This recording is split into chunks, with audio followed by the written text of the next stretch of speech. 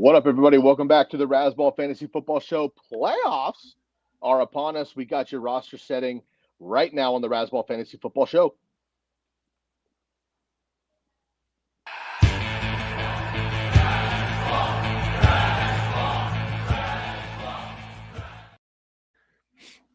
What's going on, everybody? Good morning, and welcome into the playoff version of the Razzball Fantasy Football Show. I am your host for this morning, at least for the time being.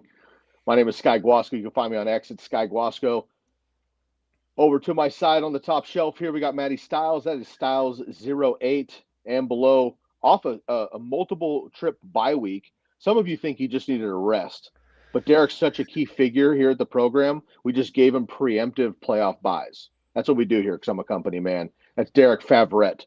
Was it two or 3 weeks? 3 weeks. Yeah, didn't quite make it to the IR, but I'm back. I'm healthy enough. I was a limited practice this week, but I'm ready to go. At this point of the season, we couldn't risk an IR because that pretty much would have shut you down for the season, and it's not something we're going to do. So you battled back. We appreciate that. He's there. We should have one or two of the other boys popping in with us as we get going as well. Welcome, everybody, once again and always. Make sure you drop in your questions here to the chat, and we will get to every single one of them before we have kickoff and get into our Week 15 playoff fantasy football. We do have a little something early this morning. We're going to give some transparency here on the program. We don't talk about our personal leagues very often. Derek and Matt share a league that we do talk about quite a bit. That's fun. We do have the Guillotine League and a couple of PPR leagues here with you listeners and viewers that we do talk about as well. But today, we're just going to share a little bit to kick off where our actual teams set, because we want you to know that we are also in the trenches with you. So we'll be sharing those in a little bit. You can, of course, find everything on our website at football.razzball.com. All of our incredible articles. We got about 15 to 20 articles during the season on the website. We're still batting 1,000 as a team. Matt's on a 5-year run here, batting 1,000 on questions answered. You ask a question, it will get answered. Playoffs, players, ad drops, how the tools work, where you can find them, how you can join a league, trade questions, whatever it is, dynasty stuff. We got you. So make sure to not be shy there in the comment section, but do be polite because it's a good thing to do. Barbecue, please. Bourbon, movies, music, all of it on the table. Keep it going. I love it. You can find us, of course, at Razzball Fantasy NFL on X. You can find us here on the YouTube channel, of course, and the podcast version as well for those of you on the go. I say it all the time. I am constantly on the go. Most of my Razzball content that I ingest myself comes on the podcast as I'm on the move. So please check us out there at the Razzball Fantasy Football Show on the podcast also. All right, gentlemen, we're a few minutes in here. Let's get the questions rolling in just about 5 minutes. We'll get the viewers another second or two to get their questions in. We'll just make this kind of quick. Maddie, I'll have you go first.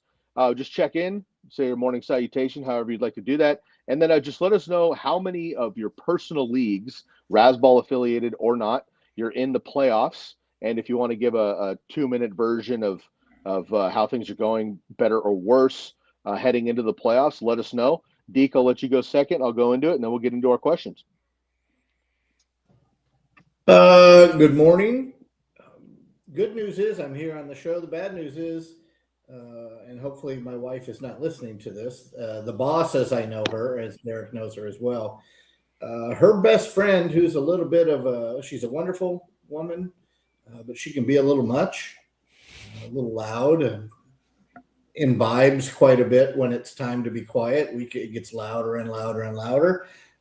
She moved 4 minutes away, so they are unpacking boxes.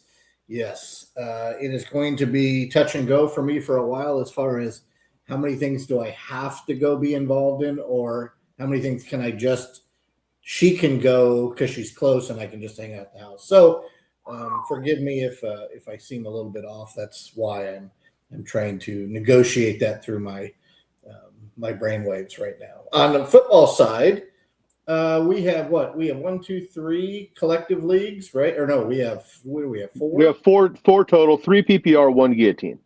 Yep. So and Razzball, technically. Guillotine, I am the final Razzballer still alive. 4 left. And I had Bijan Robinson on Thursday night, which was a nice start with 29.5. And if anybody that's listening wants to give me their advice, my roster is pretty much set. It's coming down to my wide receiver 3 is either going to be Rashee Rice or George Pickens. I have one guy in the lineup. I'm actually leaning towards the other guy, but I'm happy to take thoughts from the listeners and from the panel as well. In our PPR redraft, I'm the number 1 seed that is looking with a bye that's looking at either Jefferson or Goldraz. So is it possible that Goldraz, who has the lead on Jefferson now, faces off against me, the number 1 seed, and I can slay that dragon? Because nobody beats Bob Goldman. Nobody. No. Not in the Razzball League. No. So I'm wondering, maybe if we get enough people together cheering for me, and if I fill the stadium, maybe if Bob moves into round 2, I can slay the dragon. Razzball redraft PPR 2. I am the number 1 seed in the toilet bowl, which means I had the worst record. Interesting for those of us that are in the league, especially you, Jen. We remember this is the league where I had some issues with a former listener and person that was responding to my articles. It didn't go real well on draft night, and there was a comment that was made after. He went ghost. He did not put in a lineup. Somehow, I have the worst team in the league. I've lost to him twice in the regular season. If he advances in round 1 of the toilet bowl to round 2, I face him and could lose to him 3 times, knowing that he has not set a lineup all year. So that would be some type of badge of honor, I guess, for me. Scott Fishbowl, I was just eliminated going into this week. I have 2 best balls. One I'm doing well, one I'm not. And then I'm in the football guys, and I'm kind of middle of the pack. I think I made the playoffs. And then Derek and I'll let Derek go into depth about our home league in Yahoo, which is first round bye. I'll let him explain what we've done in that year. And it's actually a good story about the draft matters, but it doesn't necessarily equal the end-all, do-all. So when I'll turn it over to Derek, and when he gets to the Yahoo League, he can explain to the listeners how we started and how we are planning to end. So that's for me. Good morning to everybody else. And Derek, over to you.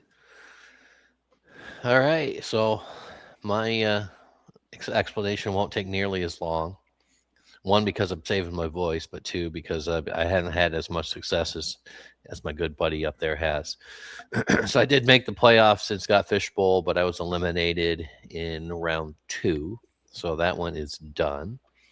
The guillotine, I was eliminated a while back. So I've been watching from the stands, cheering everyone on. Redraft 1 for Razzball. I ended up being the 9th or 10th in league, so I obviously didn't make that one. 11th, even worse. But I am in the playoffs for the redraft 2 league. I am the 5th seed, and today I'm matched up with the original Mac, Tacoma Park Terriers, with the winner facing the number 1 seed. So I have a running back dilemma, which I have in the chat. So we'll talk about that in a minute. So I'm looking for a little bit of advice for my running back 2 position, but otherwise I have a pretty decent squad. But it wouldn't. I could easily win this one. I could easily lose it. So it's going to be a toss up. And then the league that Matt was referring to, our joint league, our home league. We started out. We were very happy with our draft. We started out 1-3. No, 1-2. Excuse me, 1-2 through week 3. We finished the season with only 2 more losses. So we were 8-4. Have the top seed we won the league by 2 games actually. So we are comfortably the number 1 seed. We're sitting back, allowing T. Higgins to get his head right for our matchup next week, but. Even if he is not, we still got some depth there. So we're in pretty good shape. Looking to go back to back. We were the top seed last year too, weren't we, Matt? Yeah. So 2 years in a row, top seed. This is actually pretty substantial for this league. This is a pretty competitive league. So we're pretty happy about that, and we're looking to secure that trophy that Matt's showing for a second year in a row. So that's our big one. We'll be laser focused on that for next week, but for this week, we're enjoying everything else. So I just want to make sure I get this straight. Is that a trophy and a plaque from the same league, or there's two different leagues? The bottom. So you're gonna need to get that fixed, Matt, before you send it to me for year 2. Yeah, the base just came off. So what I thought it was a plaque. I may act like the base never existed. That's probably what I'll do. Yeah. Nice. So this league has been going on for what? You've got all the years in front of you. 1994, I believe, is the first. Yeah. So this is a long time league. It took us many years to finally win it, and now we're looking to go. The dynasty is rolling. 1994, the 1900s, as the kids say. Yes. Congratulations. It's a league, and Derek, tell them. I mean, the draft. We were the last team, purposefully, to take a quarterback. We knew quarterback was deep, so we waited, and in that waiting process, teams started taking their second quarterbacks. And one actually took a third quarterback. Correct. So we ended up at the draft with Sunshine and I don't even remember who the other quarterback we took. But Sunshine, as you know, started the season not so well. And the same thing happened in this league last year. We weren't in a great position with a couple of after our draft happened. But Derek texted me one night and said, you know what, maybe we make a change. I'm going to bid $2 on Matthew Stafford. And as soon as we bid $2 on Matthew Stafford, he went nuclear. What other players did we add? We just added Mike Evans off the free waiver wire, put him on the IR. Cam Ward was our other drafted quarterback out of necessity. I took Cam. I think I took Cam in at least 3 of 5 leagues, confidently. Yeah. So we also we spent a draft pick on Rashee Rice in knowing that we were going to sit on him for the 6 weeks, and that paid off pretty handsomely. And our 3 waiver wire, or actually our 4, Stafford, Emmanuel Wilson, who won us a week. Mike Evans has come off the IR and could start for us next week, and Brenton Strange we've got as a backup in case Phillip Rivers is not great. Yeah, when Bucky went down, we got White as well. So we rode that horse for a couple weeks. You gotta run the waivers, gentlemen. I'm going to cut you off here out of respect for our boy. I will share our leagues here in just a second. Scotty is back with us with a super chat per usual. Scotty, good morning, buddy. Hope you're doing well. Getting ready for a massive game in New England today with the Buffalo Football Bills and the New England Patriots. Patriots coming off a bye, Bills in a must-win situation here. Morning, my dudes. Half PPR and a flex, Olave or Michael Wilson. And then we have a DST. We have the Broncos, but we're looking at the Jags and the Niners as well. Potentially on the waivers. Looking to pick them up. Thoughts? Bills Mafia, Buck Army. You're very welcome, buddy. Good luck today.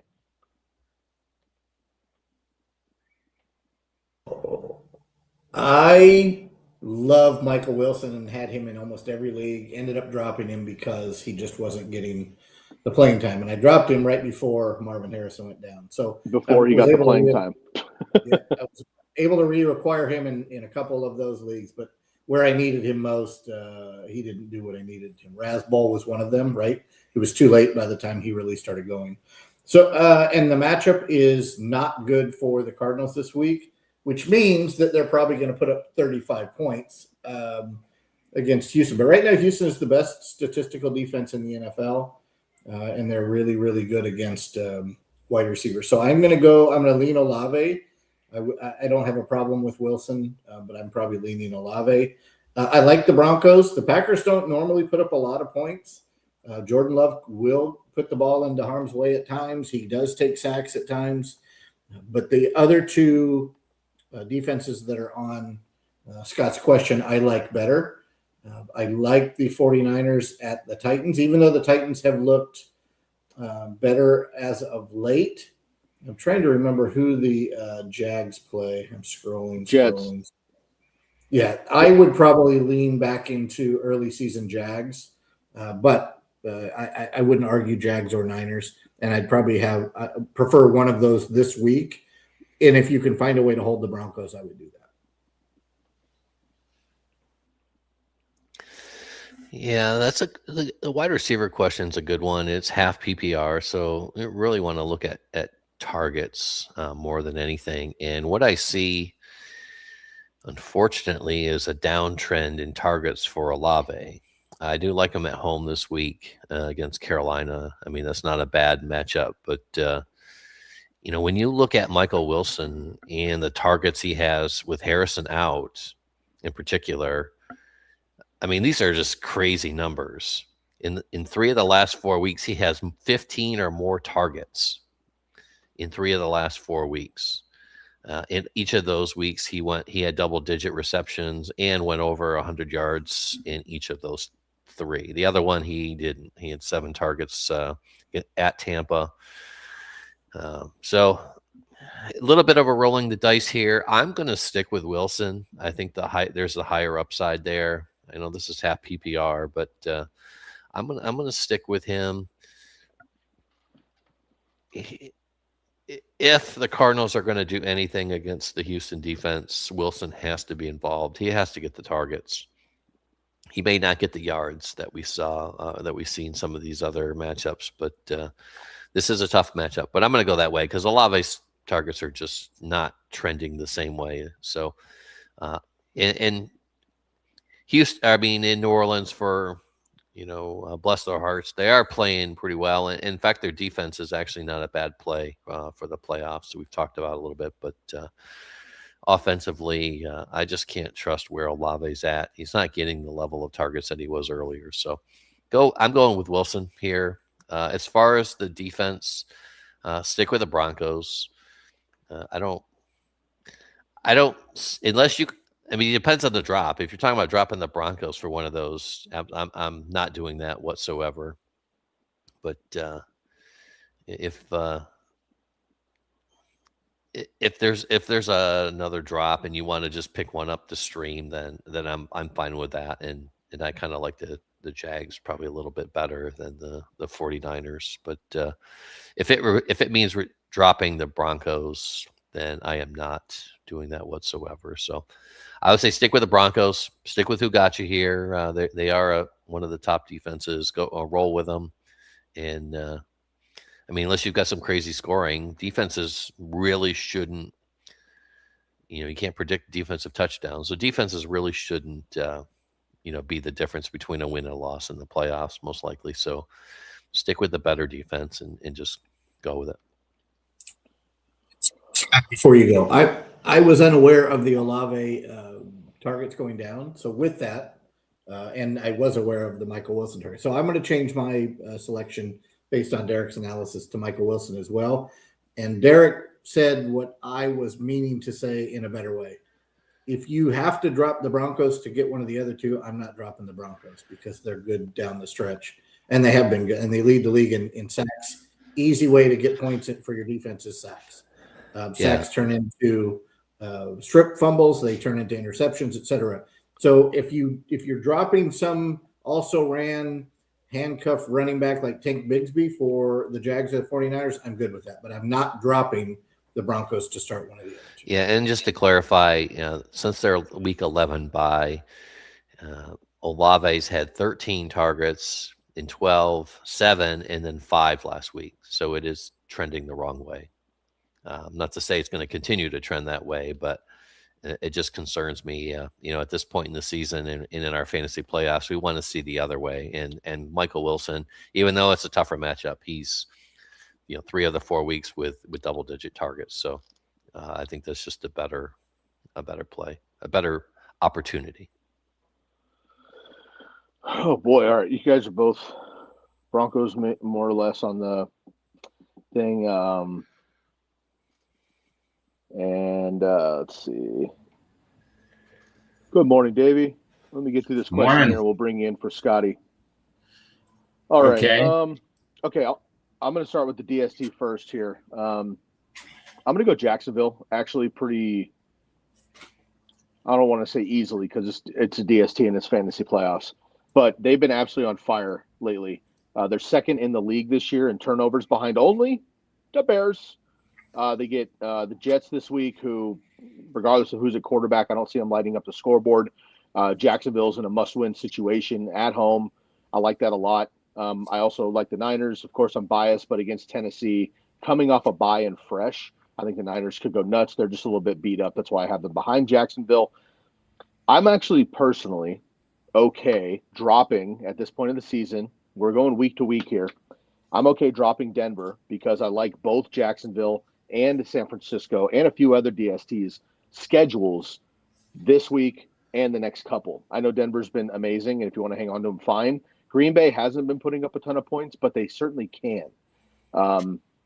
Jacobs is beat up, obviously, but, if Watson gets loose, like, who's Surtain going to cover is my question there. So I'm going to avoid that personally. I'm going to go with Jacksonville. I would pick up the 49ers if I can, just because their schedule down the stretch as DST is great. I'm going to go Jacksonville first, 49ers second, Broncos. Yeah, Broncos third. And then for the wide receiver, for me, it's pretty easily Michael Wilson. Derek mentioned it. Olave's fine, but with Marvin Harrison out, Michael Wilson's been absolutely on fire. 40 fantasy points last week. Jacoby Brissett's been playing great. I think he comes down to earth this week, just with how he's been playing personally. He's been absolutely on fire. I don't think he does that well against Houston because they have the best defense in the league, but I think Michael Wilson gets his numbers. I'm okay with that. This is one of the few games indoors with some very cold temperatures, so the passing game should be fine. So I'm going to go with Michael Wilson and the Jacksonville Jaguars. Davey, I'll wrap you in here. First of all, good morning, sir. Feel free to take this question for Scott. Hey, Scott, thanks for the super chat as usual.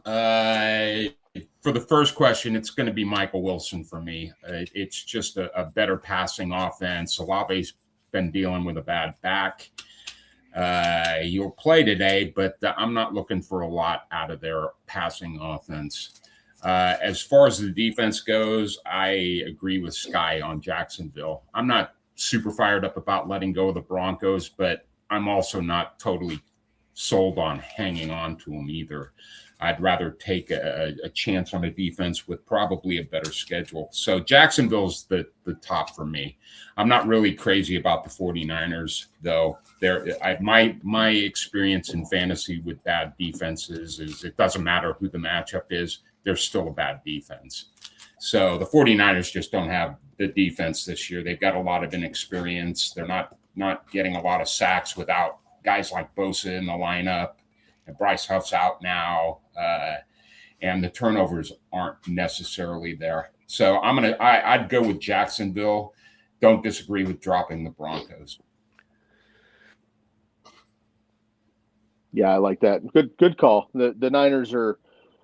I'm just thinking that the Tennessee offense is so bad generally.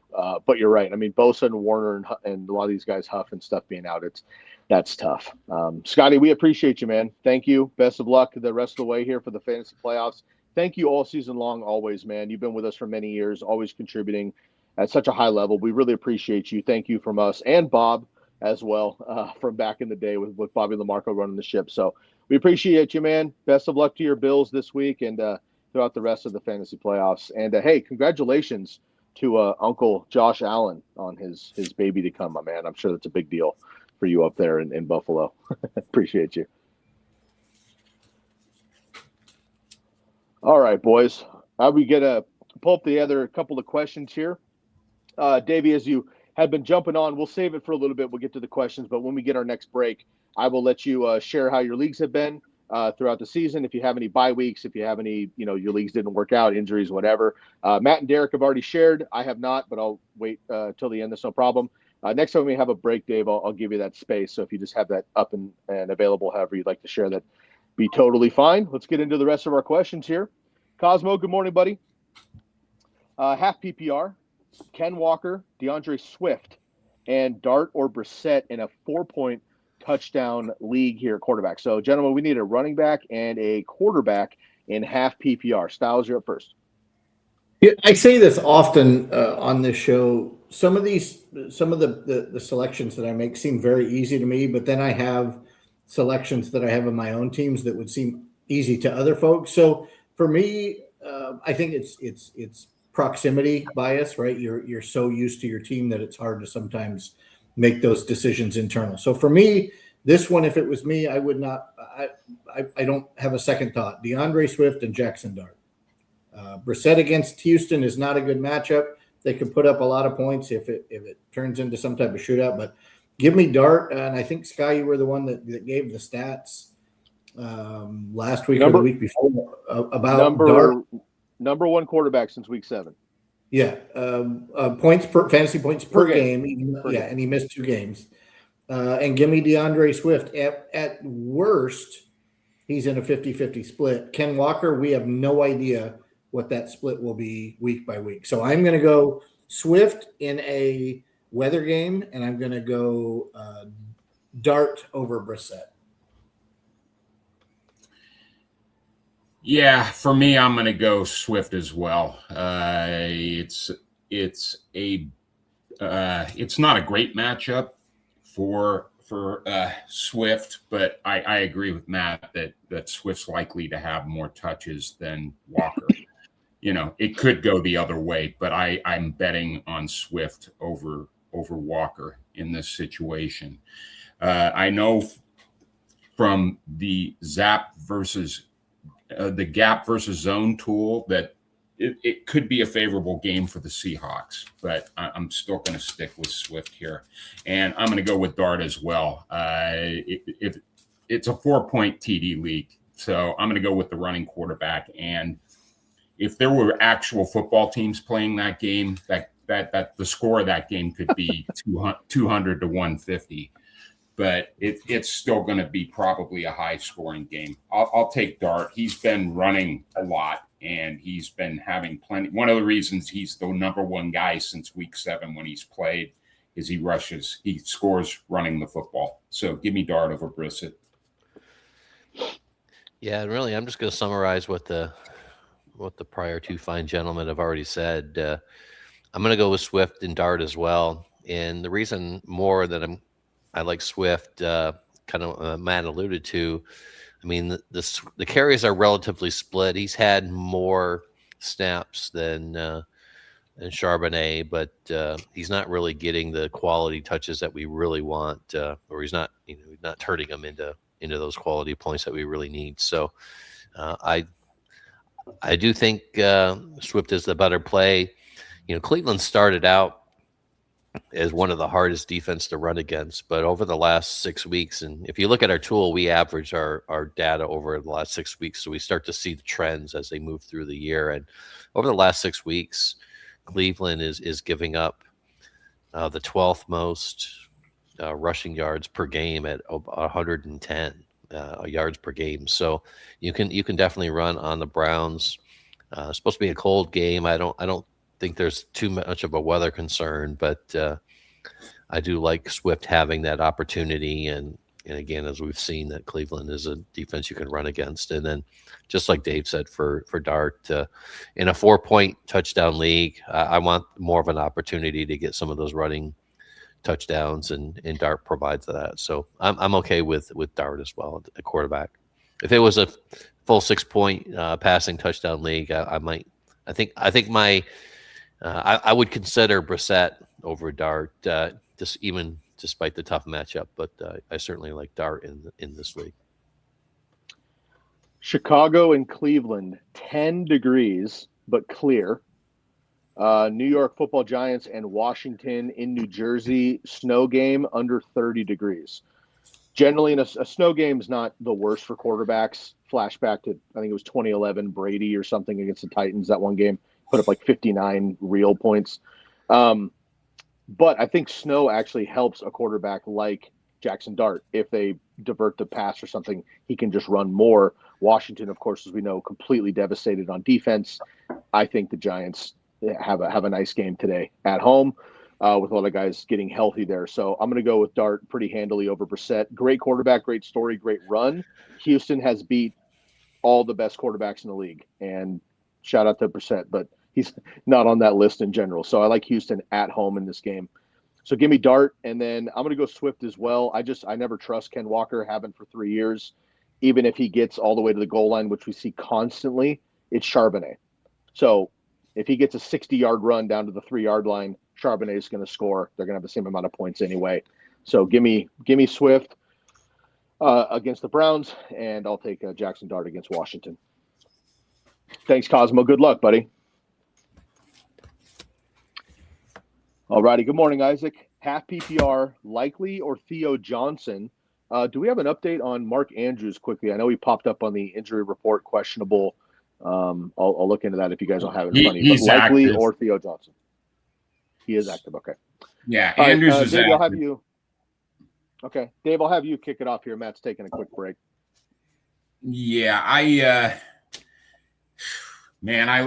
love the matchup against the Bengals for tight ends. I know Likely's splitting with Andrews, but the last time they played, both of those guys were heavily involved in the passing game. I think I'm going to take Likely this week over Theo. I like both of them actually. They both have great matchups, but I'm gonna side with Likely here. Yeah, same for me. During my medical recovery, one of the things that I came to realize, and maybe it was a sickness and it just popped in there, but start any tight end against the Bengals, regardless of who it is. You know, even like last week, you start both Kincaid and Knox, and both of them paid off. And so I think that's, until otherwise, that's the story. But even just digging a little bit deeper, you know, Likely snap share has gone up, and he's almost at 50 snaps per game last week. He's on the field. Baltimore needs to win. He's a big player for them. I like him actually with an anytime touchdown this week too, if you're into that. No, I'm clearly Likely in this one. Theo Johnson, who I like a lot as well. I picked him up in pretty much every dynasty league I can. I think he's a great asset long term. The Giants, of course, have been retooling their offense all year long. In week 1, they played at Washington together. The Giants and Commanders played in week 1. Theo Johnson had his worst game of the season. Statistically, they did have Malik Neighbors. They did have Cam Scatterbo, and Russ was quarterback, so obviously things were much different. But just 5 yards on a single catch. Since then, he's had at least 3 receptions and 30 yards in the last 3 games. I like that a lot. But as we've been saying, Likely and, Lamar Jackson is not Lamar Jackson. But the one thing he is doing right now is still hyper-targeting the tight end, because that's what he does. And I think anybody that's been watching these Ravens games or had these guys on their fantasy teams know that Likely is 2 or 3 plays away from having monstrous games. Dropped a couple touchdowns, literally, and can't get his feet in bounds on another couple. So I think he could be due for a huge game. And I think more possessions maybe go to Andrews, but the bigger game, explosion game, could certainly come from Likely and his athleticism. So I'm going to take Likely there as well for the Ravens. And before we move on, I mean, I think it's worth saying that the Bengals and the Commanders are the 2 friendliest defenses for tight ends. I mean, so yes. This is a very legitimate question here, and it's a good one. But they might be 1 and 2, but the fantasy points allowed by the Bengals is almost 40% more than number 2. So, yeah, it's definitely a strong matchup for Likely. Yeah, they give up a lot of yards, but at least they give up touchdowns. So, that's pretty much why they're miles ahead of everybody else. Yep. Dave, I love that you just said that. There's a lot of defenses and positional, like the Seahawks, for example, surprisingly are actually not great against tight ends either. It's a plus matchup, but they don't give up a lot of scores. So you get catches and yardage, but you don't get the scores. Dave's right. I love that there's a lot of bend, don't break offenses. The Bengals bend and then break eventually, which we like to see in fantasy football. Last point on Likely here. Just 2 weeks ago, of course, the Ravens and Bengals played each other, and he dropped that one touchdown, so he would have had more points, obviously. But he still had 6 targets, 5 catches, 95 yards. This is Likely, the backup, quote unquote, for the Ravens. 95 receiving yards, his highest of the season. He's had 6 targets as that number 2 1B in 2 consecutive weeks. So I'm just going to ride the hot hand, even though the Giants are coming off a bye. Well, staying on the tight end train. Let's do it. Official Savage. Welcome back, buddy. When Matt gets back, we'll have him jump in here with you as well. It's been a few weeks, I believe, or I've missed some questions. So great to see you, and welcome back to the program always. Flex PPR, once again, on Matt, just in time. Look at that. Love to see it.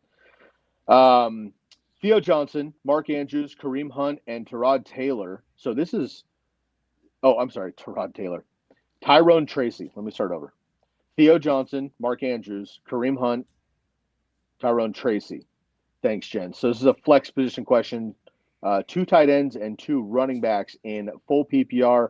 Official Savage. Matt, the stage is yours. What was the consensus on Isaac's question? Likely. I missed that. The one right above. Yes. Okay. So good. Then I'm in with Likely as well. This one, PPR flex, I'm in with Mark Andrews. In fact, if I was to give DFS advice today, I would say you start Lamar Jackson, Isaiah Likely, Mark Andrews in the flex. You load up on Puka, Jamar Chase, Jahmyr Gibbs, and then fill in with whatever else you can fill in with as far as your salary goes. But for this one, I'm going to take Mark Andrews, and I don't think I'm going to look back. It's do or die for Andrews. Late season Andrews is better than all other season Andrews. Well, considering he just got a $39 million contract, I don't think it's do or die. But I do agree that he's probably the best option here. I really want to say Tyrone Tracy, but it could very easily be Devin Singletary today. So it's a great matchup for the Giants. I just don't know that I like either of their running backs over the other. So it's going to be Andrews for me too. I don't think it's a great matchup for Kareem Hunt. If he doesn't have a touchdown or 2, he's probably not going to score you a ton of points. And again, I just don't think Theo is necessarily going to get the volume that a tight end against the Bengals will. So it's going to be Andrews for me as well. Yeah, interestingly, in a do or die situation are the Chiefs, and I think I'm going to lean towards Kareem Hunt in this situation. He does get a few targets, so that's not just a total donut there, but he's getting most of the running back snaps, and he's healthy, and Pacheco's really just not doing much of anything, frankly. And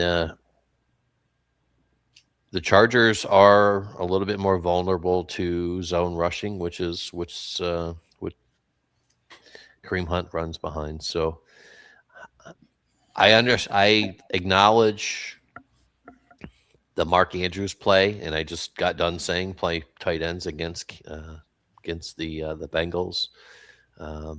So if this was a tight end question, I could go that way. But one flex position out of the 4 of them, I think I'm actually going to lean Kareem Hunt because I really think that they need to count on him. This is a must win for the Chiefs, and they need to count on him to do that, especially the goal line work. So give me Kareem Hunt.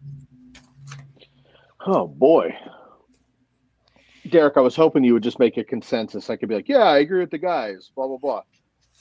And I do agree with Dave that it could certainly be Singletary for the Giants, but I just think Tracy's better and could get more work there, and I love that matchup also. So I'm trying not to muck the waters too much here, but I actually like Tracy.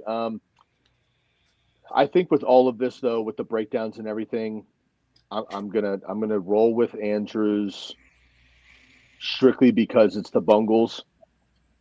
He only had 47 yards, but Likely and Andrews together had over 150 yards against these Bengals. And We saw in the last couple of games, the Ravens have had incredibly untimely drops, stupid penalties, silly footwork that's kept them away from bigger plays.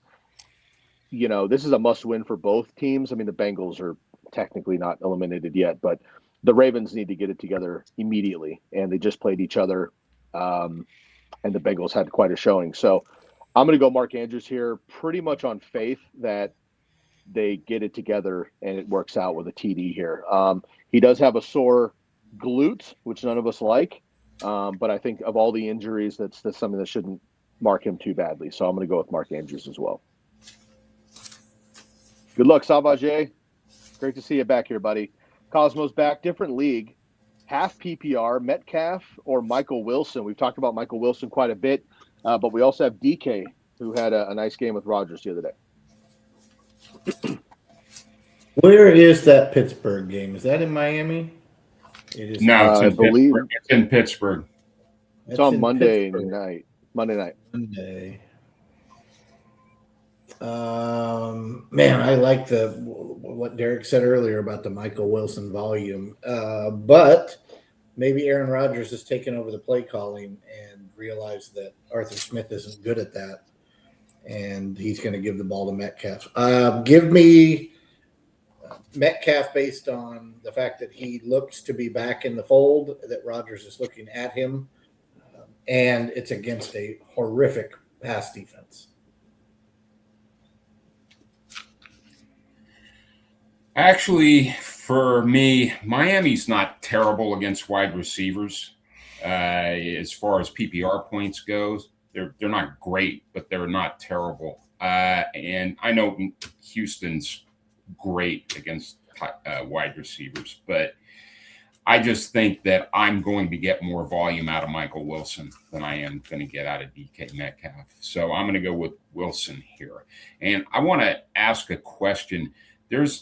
I'm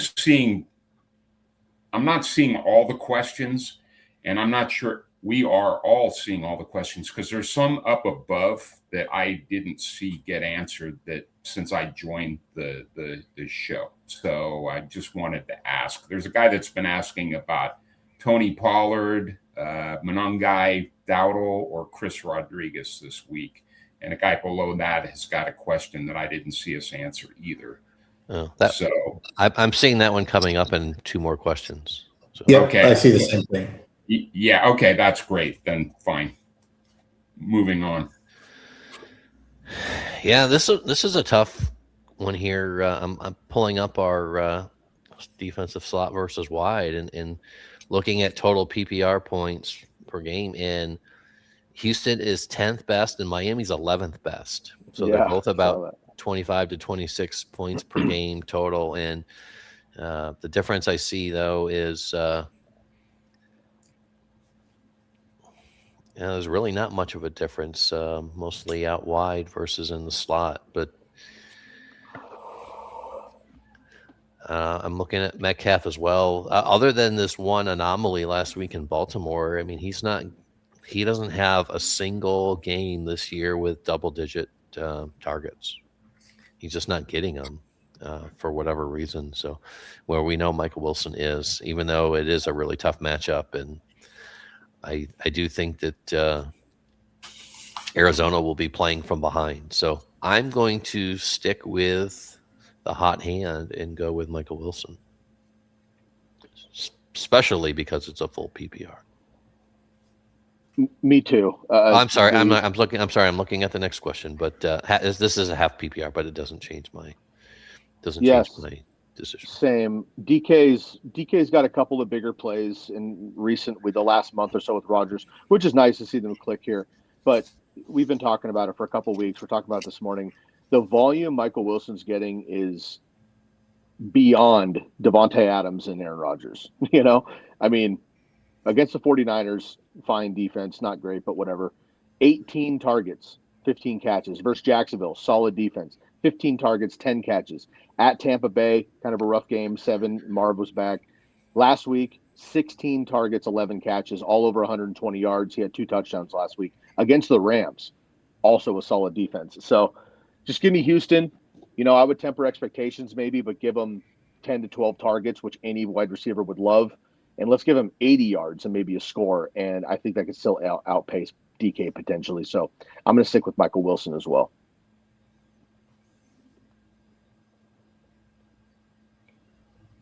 All righty. Good morning here. Full PPR, Cortland Sutton or Michael Wilson? Lots of Michael Wilsons here. So we've talked about Michael Wilson in depth. We can kind of start leaving that out to save some time. Is Cortland Sutton going to jump him? Nope. No, not for me either. The Packers actually are decent against wide receivers, so I'm gonna stick with Michael Wilson. It's just it's unquestionable volume for me. Now watch him go out and have 5 targets. Right. Yeah, same for me. With all the data coming in lately, it's clearly Michael Wilson. Well, Dave, my guess is if he has 5 targets this week, we just all take next week off and don't talk about it. Yeah, we'll see. Hopefully that's not the case. Cortland Sutton's been picking it up quite a bit in the last 3 weeks. They had a bye. But again, it's not the same. And they have a lot of other weapons there. The Arizona Cardinals just do not. So I'm going to stick with Michael Wilson also. Chase, good morning. Pollard, Monangai, Dowdle, Chris Rodriguez this week in full PPR. 4 running backs, full PPR. Chris Rodriguez has been ruled out. He will not play today, so he's off the list for this question. I like Monangai in that weather. I don't know what's happening with Dowdle and Chuba. That appears to be back to a 50-50-ish split, which I think Monangai and Swift is 50-50-ish. And who does Pollard gets the Niners? Is that right? Yes. As much as I hate to say it, give me Pollard because Tyjae Spears has not taken the carries away from Tony Pollard. So I'm going to take Pollard, though I think he's the 3rd best running back out of the 3.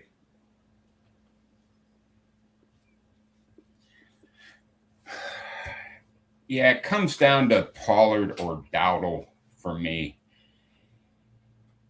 And I'm going to go with the team that I think is probably going to run the ball more. I don't know that Tennessee – I do like Pollard, don't get me wrong. But I think I like Dowdle a little bit more against New Orleans. Monangai – Monangai's been doing good when he's been getting the ball, but the question is, will he get the ball? He may this week in a very cold weather game, but I'm gonna go with Dowdle over Pollard just barely. Yeah, I'm gonna go with Dowdle as well. New Orleans has given up the 7th most rushing yards per game to running backs, and although there is a timeshare there. I like the upside there more. What we saw with Pollard is certainly we know he can do it. We knew that before, but it's been an aberration for this year. So whereas Dowdle, I think his true upside is a little bit higher. So and his floor, frankly, is up. So I'm going to go with Dowdle out of this group. Well, by elimination, the decision's been made. To start Dowdle, I'm fine with that. I do want to give a shout out to my boy Monangai. I've been riding the wave for a while, but as a backup, if you will, the number 2 at least, 12 carries, 22 and 14. He scored a touchdown in 4 of his last 5 games. The Browns' defense on paper is solid. They are in the secondary, especially Myles Garrett, obviously legendary season right now. This is a game script and a gut thing for me. I don't trust Caleb Williams as a Bears watcher and the coaches either. I think they hand the ball off. I think he gets 15 touches, maybe 20, Monangai. He's huge. He's Derrick Henry light in a freezing-ass game. It's probably going to be ugly on offense on both sides. I think the Bears can run the clock out. I think it's going to be Monangai more than Swift when it's all said and done. So Dowdle's fine with me. I just want to give a shout-out to Monangai. I think he has a real nice game today under the radar.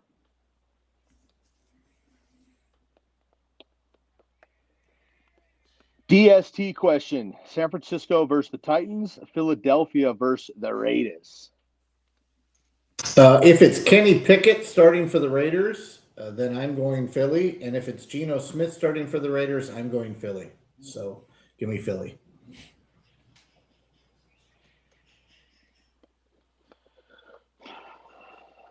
You're on mute, Dave. Sorry about that. I'm going to go with Philadelphia as well. The Raiders are the lowest implied point total on the slate as far as I see. I don't remember a team that had a 12.5 implied point total. So it's Kenny Pickett as the meat for the day. So I'm going to take Philadelphia over San Francisco. Did you say their implied total, Dave, is 12.5? Yeah. That's insane. Yeah. I don't know that I've ever seen anything that low either. The game total is 37.5, and I think the Eagles are like a 12.5 point favorite. Wow. 12.5. It's ridiculous. Wow. Yeah, there's certainly water leaking from that Philly dam that we've seen the last few weeks, but this is the Raiders, so this should be a get. I mean, this should be a get right game, not only for the whole team but for the defense as well. So, yeah, clearly going to be Philadelphia for me. Philly for me as well. Last week they somehow lose to the Chargers on Monday night. We saw the debacle with, I think it was like 7 or 8 turnovers total, whatever. But the Eagles defense were responsible for a bunch as well. They had 7 sacks last week, a pick and a fumble recovery against Justin Herbert. I think we can all agree that the Chargers offense is better than the Raiders. So I will take Philly pretty handily. Also, for the 2 teams who could randomly explode that are bad teams, I'll give the Titans. We saw it last week. Tony Pollard had a couple big runs. Cam Ward looks better. The Titans could put up points versus the Niners. I don't see the Raiders putting up points versus the Eagles. So give me a Philly DST. Is that the first full agreement today? First 4 bar. Or so, is yeah. Michael Wilson count for every Michael Wilson question? He probably does. He has an asterisk today. Michael Wilson is our favorite player of the day.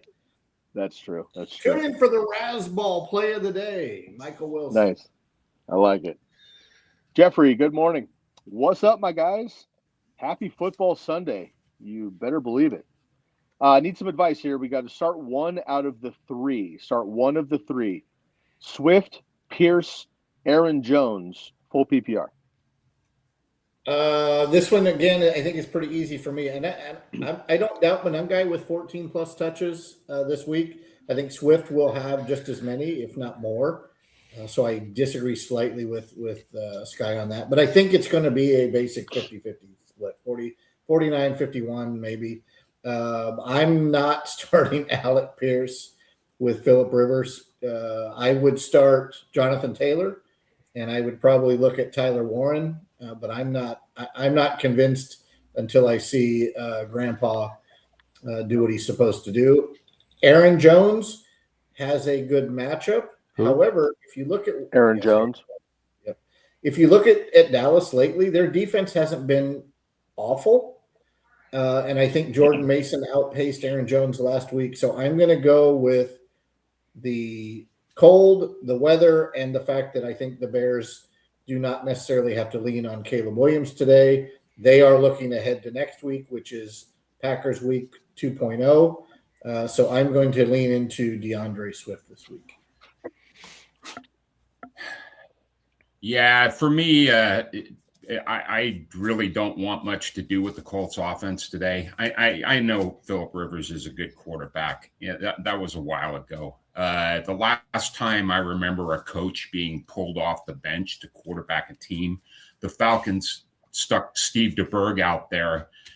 I can't remember against.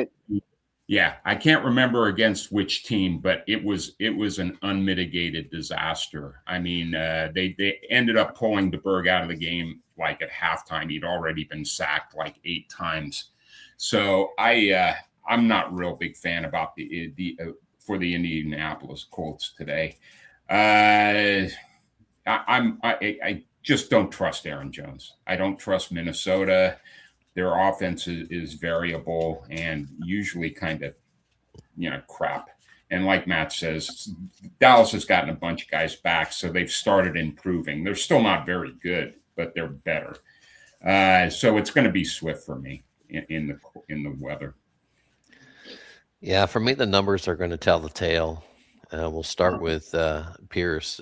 In Seattle's defense is the best, the number one defense in limiting fantasy points per game to wide receivers.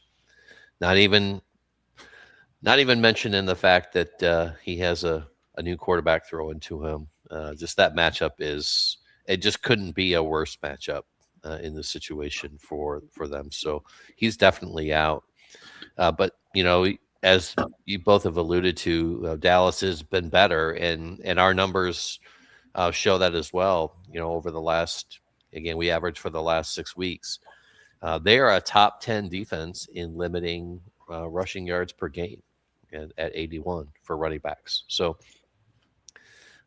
we are hesitant with Aaron Jones anyway, but the numbers point out that what our eyes tell us that this is a tough matchup for him and the Vikings against the Dallas defense. So by process of elimination, but also just the fact that we do expect both Swift and Monangai to have pretty good opportunity today. This one clearly goes to Swift in my mind.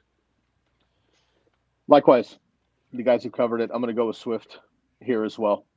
Pierce is my guy, not this week. I don't trust the Vikings offense still. Give me the Bears. Hey, we have a super chat. We got to that one already. Oh, you did. Oh, no, there's another one. Oh, I didn't see that one. I'm sorry. Yeah, we do have another one. Good catch, Dave. Thank you for that. Isaac, good morning. Welcome back, my man. Nice to have you in, and thank you so much for your contribution. We appreciate that. Good catch, Dave. Pick 2, PPR. This is, kind of a fun scoring. I like this. So you get 1/4 of a point for a rush attempt. Just to touch the ball. A rush attempt. You get 1/4 of a point. I like that. David Montgomery, Bam Knight, Rico Dowdle, or Fannin. So this is maybe per touch instead of just rush attempt. Either way. Let's take this here for Isaac. You get a 1/4 of a point for a rushing attempt. He's throwing Fannin in there because Fannin probably looks like a good matchup. Njoku's going to be out as well. So, got it. Okay, yeah. So that wouldn't pertain, but he's in there. You're right. Okay. So David Montgomery, Bam Knight, Rico Dowdle, and Fannin for the running backs. You get a 1/4 of a point per rush attempt. I like the scoring, Isaac. Thanks for the contribution, buddy. Let's pick 2, boys. PPR.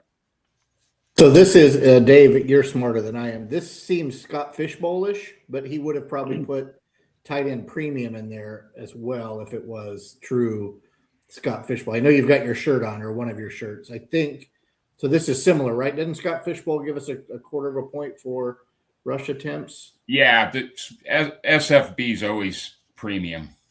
Yeah, okay. Every year I've been in it. So if this is Scott Fishbowl, yeah, there is a premium. Okay, so I don't want to assume that it is, but it's similar. With that, this is another easy one for me. I'm not playing a running back against Houston. I like Fannin in the PPR with the relationship he seems to have with Shadur Sanders. I can't believe I just mentioned that name on this podcast. And no Njoku, as Dave stated. And then I'm going to lean into Rico for more touches than David Montgomery. Yeah, I like Fannin a bunch, and if there was a tight end premium here, it would be an easy play for me. But I do think Rico is going to get enough rushing attempts to cash in on that little extra bonus. They really aren't. The Lions have been playing Montgomery less and less, and I don't think it's a good matchup against the Rams. I totally agree with Matt on Bam Knight versus Houston. I do think they can get dented in the passing game because Brissett throws up stats every week. They're not always great, but they do score points. So I'm going to go with Dowdle here. I think he's probably got the most volume, And like I said, if Fannin had a premium, I would start Fannin. But it's this is a pick 2, so. Oh, okay. Well, then it's going to be Dowdle and Fannin for me. I think they'll get the most volume. Yeah, I totally agree with the boys. Not that we need further justification against Bam Knight, but DeMercado is back as well, so it'll cut out a couple fractions of those carries for Bam Knight in that bad matchup anyway. So, and I agree with the Montgomery talk. He's even the quarter point bonus doesn't change the fact that he's a touchdown play. He's valuable if he gets into the end zone, but that's just too much of a risk when you've got players like Rico Dowdle and Harold Fannin there to choose from. So give me those last 2 as well. But yeah, for me, it's no brainer. We've talked about David Montgomery. He's just lost his edge. Jahmyr Gibbs is outside of Bijan, and McCaffrey's the best running back in the league, and getting all the touches. And Bam Knight, I don't trust him against Houston. So for me, it's easy for Rico and Fannin. Yes. Wait. Did you say outside of Bijan and McCaffrey that Gibbs is? I mean, McCaffrey's the best running back in fantasy football, and when he's healthy, he's. Is he? Okay. We could debate this later. They just had a bye week, so perhaps we can debate this later. They've all had bye weeks now. Yeah.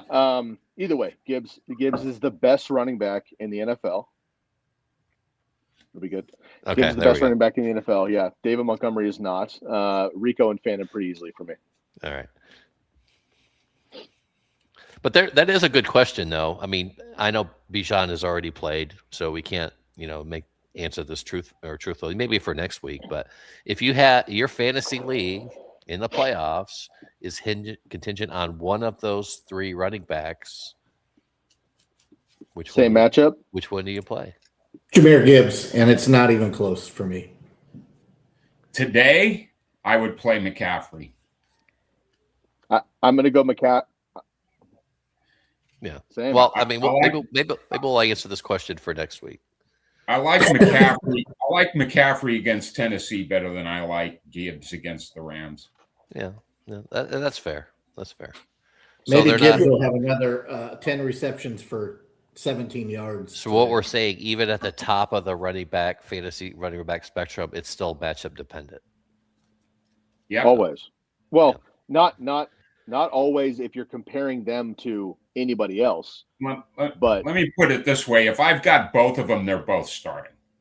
So yeah, it's not if I have Jonathan Taylor, Gibbs, Bijan, and McCaffrey, then I've got an issue. Well, and that could be a guillotine question. So sounds like a Matt's roster and guillotine. Yeah. I think your issue would be where are you going to put your trophy? Yeah. Right. Anyway. You have a bookcase or a trophy case that has space. So sorry, Bill. We got off on a little tangent there. We're back on line with Bill. All right. Let's see here. I'm just trying to do some further research. Good day, gentlemen. 2 questions. Sit 1 in PPR. I like it. The reverse psychology here. Sit 1. Scary Terry, Zay, Wan'Dale Robinson, or Genty. Also, we need a flex in PPR. Start Charbonnet or Pierce. Thank you. So we're going to sit 1 in the first one, pick another in the second half. Yuck. I'm starting Charbonnet with 0 confidence, except Seattle should be way out in front and just run. But that could be George Halani for all we know today. Shaka. For the sit 1 in PPR, you know what? I'm gonna lean right into what Dave said earlier. If the Raiders' implied total of 12.5 is accurate, even remotely close to being accurate, then Ashton Genty is the player to sit. So I'm going to sit Ashton Genty. It's from DraftKings at 7 a.m. Pacific time. So, if you want to call them out, knock yourself out. As far as it goes, God, I hate to set Genty. I really do. But every one of these other guys has a great matchup. The only thing that concerns me about Flowers is it's going to be like around 10 degrees in Cincinnati today. But I'm going to sit Genty here. The Raiders are just a train wreck. And I don't think Kenny Pickett is the salve that's going to fix that. Yep, I agree. Sitting Genty as well, especially like Dave said, these are great matchups for the other guys, or potential matchups anyway.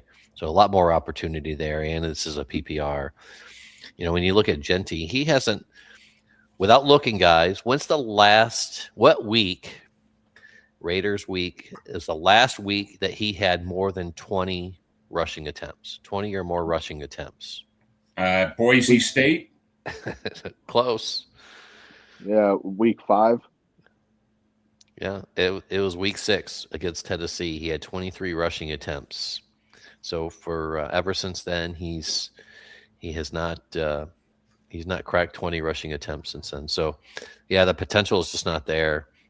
He is getting targets, so I mean there's a bonus there, but it's not enough to displace one of these other guys. So I would sit Genty, and then I just talked about Pearson, his matchup against the statistically the best defense versus wide receivers. So it's going to be Charbonnet for me. Yeah, I forgot to mention it's Sharps for me all day. It's anybody but the Colts for me all day. Yeah, I don't trust Genty at all. It's more like I don't trust Lamar Jackson either.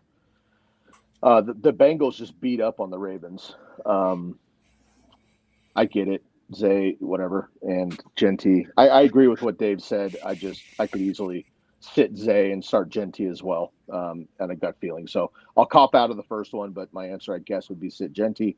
The second one is Charbonnet pretty handily. Thank you, Bill. Appreciate you, bud. And gentlemen, while we're pulling up the next question here, I'm going to get into just reviewing the tape, if you will. Christian McCaffrey in PPR leagues, which is the only setting that we play here on Razzball. Christian McCaffrey is the number 1 running back handily in points per game and total. Jahmyr Gibbs is right behind him. Then you have Jonathan Taylor, Bijan, and Devon Achane for the top 5. That's season long. In the last month, Jahmyr Gibbs is 3 points ahead of Christian McCaffrey in the last month. In points per game. McCaffrey, of course, on a bye last week. Bijan's number 3, and without week 15 counted. Devon Achane is number 4, and Travion Henderson is number 5. Jonathan Taylor is way the hell down here in points per game. He has fallen off, unfortunately, from those big games that he had earlier in the season. So it's apples to apples, if you will. All right, let's get into the last handful of questions. We still have about 40 minutes or so until kickoff. If anybody else needs to throw in additional questions, you're more than welcome to. If you'd like to jump the line, you got to get your Sunday morning rolling. Feel free to drop us a super chat. We much appreciate it, and we will get into the rest of these. We'll probably cut it short today. I'm going to guess about 10, 15 minutes before kickoff, unless we have an onslaught of questions to make sure we have our own roster set up and ready to go so that we have our playoff push ready too. So I'd like to get the chunk of the questions coming in now. So if you have any additional questions, do not be shy. Feel free. If you've already asked one, that's fine. Feel free to rally them in so we can get them all in the next maybe 20 minutes to a half-hour cruise. So let's get those questions in as soon as possible. And something fun to do is pull up our website while you're on the program here on another screen, and you can turn our faces off. You can just listen to us And look at the tools as we go throughout the morning. We reference the tools constantly, and it's such a good thing for free for you at football.razzball.com for you to check out as we're running through them yourselves. So you can toggle everything, pick your players, check out what's going on, and get a better understanding of what we're referencing. So feel free to use those at football.razzball.com, all of our amazing tools that the guys spend so much time and effort on every single week. Okay, moving forward here. Do I make any changes? So this is basically setting the roster here. These are the starters. We have a quarterback, basic league, quarterback, running back, 2 running backs, 2 wide receivers, a tight end, 3 flex. I like it. So we have Burrow, Chase Brown, Warren, Chase, Jamo, Bowers, Kittle, Wandale, and Jennings. Now, of course, we don't have any bench unless that's another comment here. So not sure what the changes would be. Okay, there we go. Rico, Gainwell, Michael Wilson, Dobbs, Shakir, and Flowers. There's our boy Wilson. Are we putting him in for anybody else? Matt, I'll let you get started here. All right, lot to chew on, right? Yes. Do I make any changes? No, I'm not changing Burrow. I'm not changing Chase Brown. I'm not changing Jalen Warren or Chase. Right, Jameson Williams could be had for change.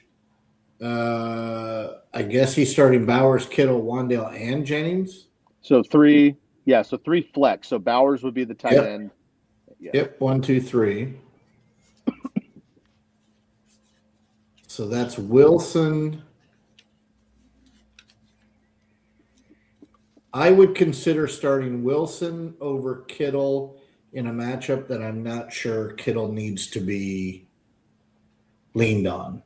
I like Jennings over Kittle for the Niners, and I would consider putting Wilson in for George Kittle.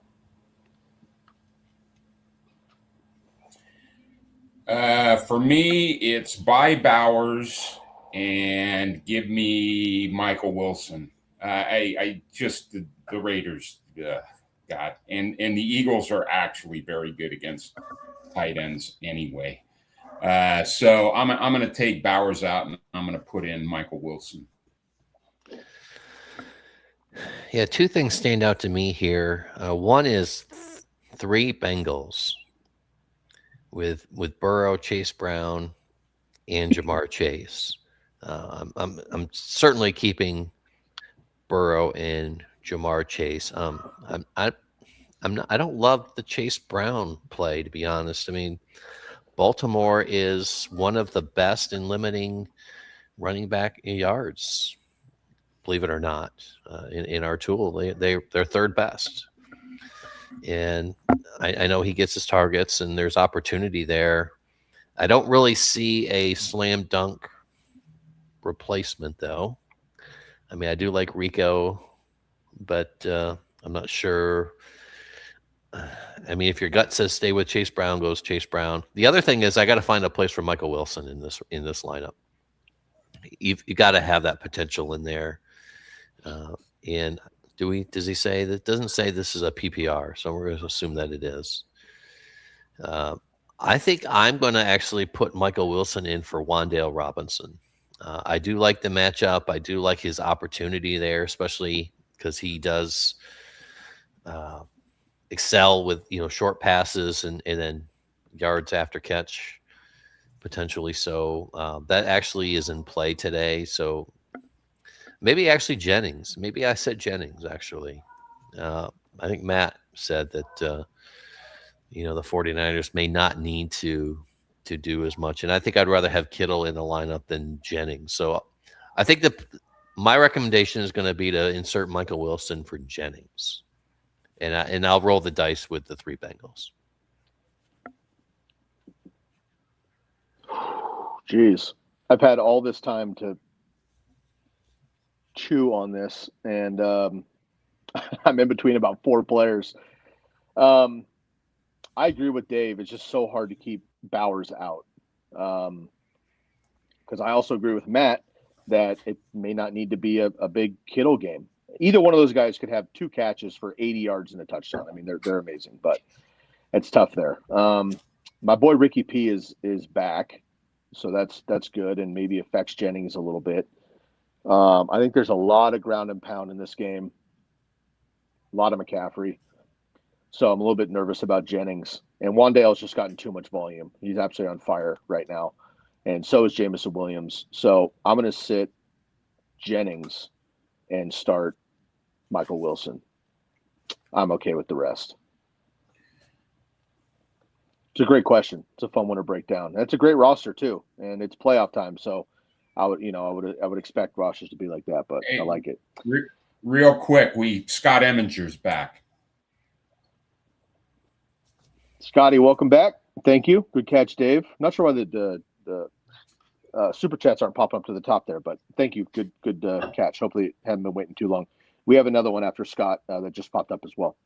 Half PPR running back. We have Dowdle or Hampton. Hampton came back with a vengeance last week, receiving touchdown. Of course, Dowdle now in that timeshare. So this is a little bit trickier than it was a month ago. Half PPR, Dowdle or Hampton.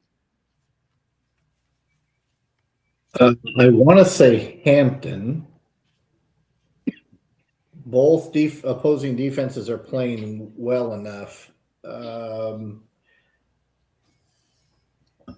Yeah, I'm going to go out on a limb. Maybe it's not a limb. I think it's a limb. I'm going to play Hampton over Dowdle. I love Hampton. Love Hampton long term. They played early in the year. It's long ago that it may not matter, but Kansas City did a pretty good job against Hampton the first time they played, and that was where Hampton didn't have much competition. I think Vidal has earned a share of that backfield, and they can certainly afford to use Vidal while Hampton gets back up to full speed. I'm going to go with Dowdle here in half PPR. Yeah, this is a tough question. Good one, Scott. I'm leaning Hampton a little bit. I know both defenses that we're talking about here are actually pretty good against running backs, but I watched Hampton run last week, and I was actually pretty impressed with how he looked, in his first game back after being gone out so long. And it's certainly Vidal does have a role. It'll probably be more of a 50-50 split this week. But we have similar situation with Dowdle and Chuba Hubbard as well. So it's going to be a gut call. But I'm leaning Hampton in this one. I think he's the better player, and I think his opportunity after his show last week gives me optimism that he can actually increase. So I'm going to go with Hampton, but it is a gut call. I really want to go Hampton too. Dave is right. The week one, the Chargers and Chiefs opened up. Hampton had 58 yards. They bottled them up respectively. It was his first, NFL game. He got hurt shortly after that, unfortunately, a couple weeks later. Dowdle, I'm looking last week. I'm actually surprised to even see this. They had a bye last week in 13 when they played last. They played the Rams, which are very good against the run. He had 18 carries, Dowdle did.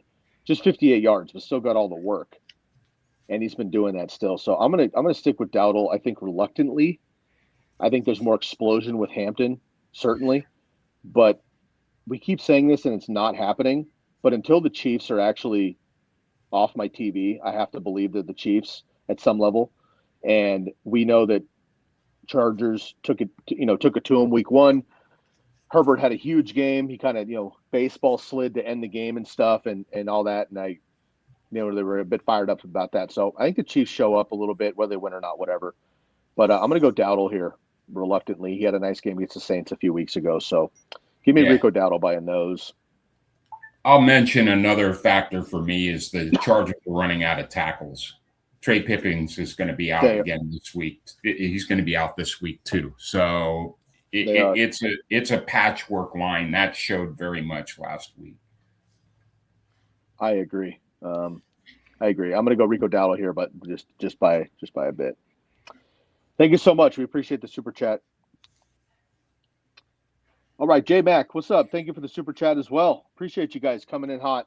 this time of year, especially contributing here to the program, and we really appreciate you guys. So thank you so much for the contributions here to the program. 2 questions, half PPR, pick one: Shakir, Ricky P, Adunze, or Worthy. That's 4 fresh names. I like that. And then in full PPR, Henry or Strange. Worried about the weather for Shakir.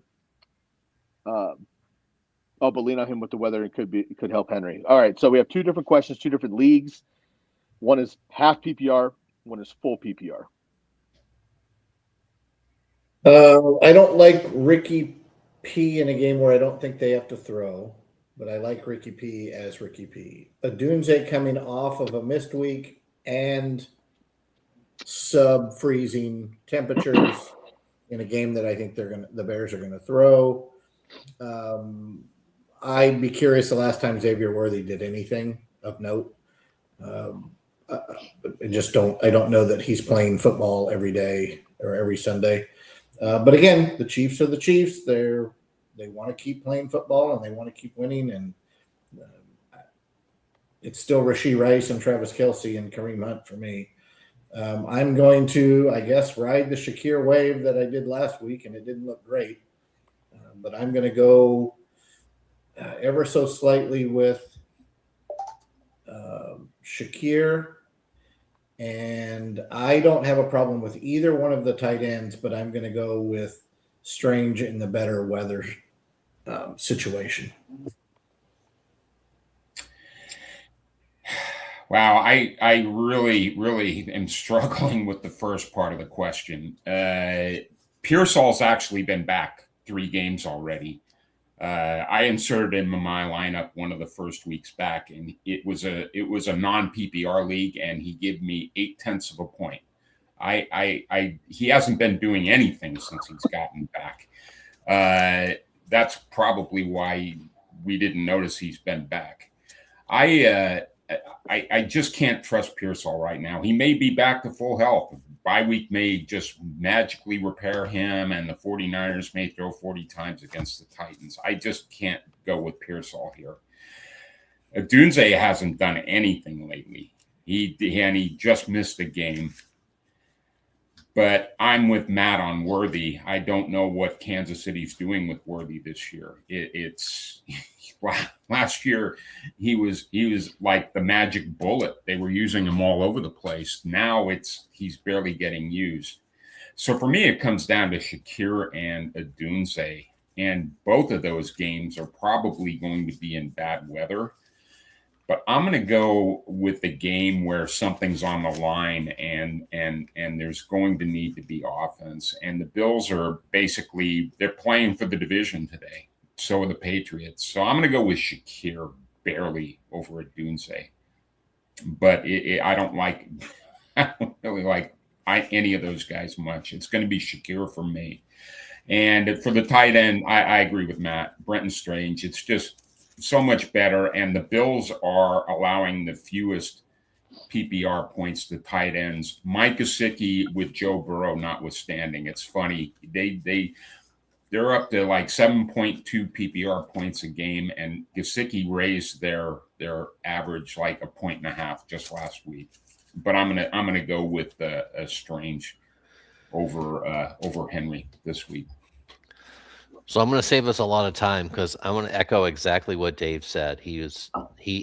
I was doing the same mental math with the wide receivers, and I came to Shakir and Odunze, and I'm leaning Shakir as well for the exact same reason. The Bills have something to play for, and then for the tight end question, it's going to be the same for me. It's going to be Strange. So yeah, just ditto what Dave said for me, and I'll pass it to you, Scott. Yeah, same. I'll go Shakir. I don't trust Adunze right now. I don't trust Ricky P and Worthy. So out of elimination, it's Shakir, but I don't love that. And Henry can blow up at any time, honestly. But the Bills are so good every year against the tight end. I don't love it. So give me Strange and Shakir. 4-bar. Boom. Appreciate the super chats, guys. The Guillotine League here for Bill. Out of 4 remaining. Love it. In the final 4 there. So is Styles in our league. Flex PPR, start Jefferson or ETN? If it helps you, Bill Dino, I dropped Jefferson in my guillotine league. I would start ETN over Jefferson. I just need to see Jefferson get back to being the best receiver in football, and I don't see it with the current quarterback. Somehow he threw 3 touchdowns, and Jefferson had virtually no involvement in the offense, which is terrible to see because he's a really fantastic football player. And word that I've seen in reporting is that he's really genuinely a good person too. But I'm going to start ETN over Jefferson. Yeah, I love Justin Jefferson, and those 3 touchdown passes, 2 of them were to Josh Oliver. So, and the other one was to TJ Hawkinson. And even with those things, Josh Oliver was barely a blip on the screen. Hawkinson with a touchdown couldn't get to 10 PPR points. And Jefferson's getting some catches, but there's nothing deep going on there. It's pretty easily ETN against the Jets for me. I know the Jets are not actually, they're a pretty damn good matchup in PPR for running backs as well. So I'm fine with ETN in this case. I'm not going near Justin Jefferson right now. Yep, same for me. The Jets are giving up the 6th most designed rushing yards per game to running backs. And, talking about things to play for, the Jaguars are looking at their schedule and they're traveling to Denver next week. So this is really a must-win game for them too if they're going to compete for the division there. So I like them leaning on ETN here. So it's going to be ETN for me as well. ETN also. It's hard to sit Jefferson versus the Cowboys because if there's a get-right week, it's this one. But the Cowboys' defense has been better. I still don't trust McCarthy, so give me ETN. Good luck, Bill. Michael, welcome back. Bye this week. Lineup pretty much set to lock, set up. We have the Rams, the Saints, and Tampa. So we're looking ahead, potentially looking to drop some of these in a decent matchup. Don't want all 3 defenses to get a player or stash of 3 DSTs. Don't think there's a question in here. Is it more just like drop one of these DSTs? I think I read it earlier. I think it's drop one of the defenses. For me, if I'm dropping one, it's Tampa. Yeah, I agree with Matt. Tampa's out for me. They may get turnovers, but they don't really stop too many people. Same for me. Tampa. Drop Tampa. Just looking at the Saints really quickly. The Saints have the best schedule of the 3. They do. Which is nice. And they're playing actually pretty well defensively, fantasy-wise. They're actually scoring points as well. They are. They have Carolina this week, obviously. Then they have the Jets next week at home and Tennessee. If you play in Week 18, which you shouldn't, they have Atlanta as well. So the Saints have a great option there, and the Rams are too good. So I'm going to drop Tampa Bay as well. Chase, good morning. Chris Rodriguez is inactive, correct? Styles had the breaking news a little bit ago. Michael's back, full PPR, 2 wide receiver and a flex. And by this week, start Buka, Pickens every week. Wanted to stash a wide receiver available. So Ricky P, Parker, Menchie, or Judy. So we're basically just looking to pick somebody up to stash. So we're looking ahead on the schedule.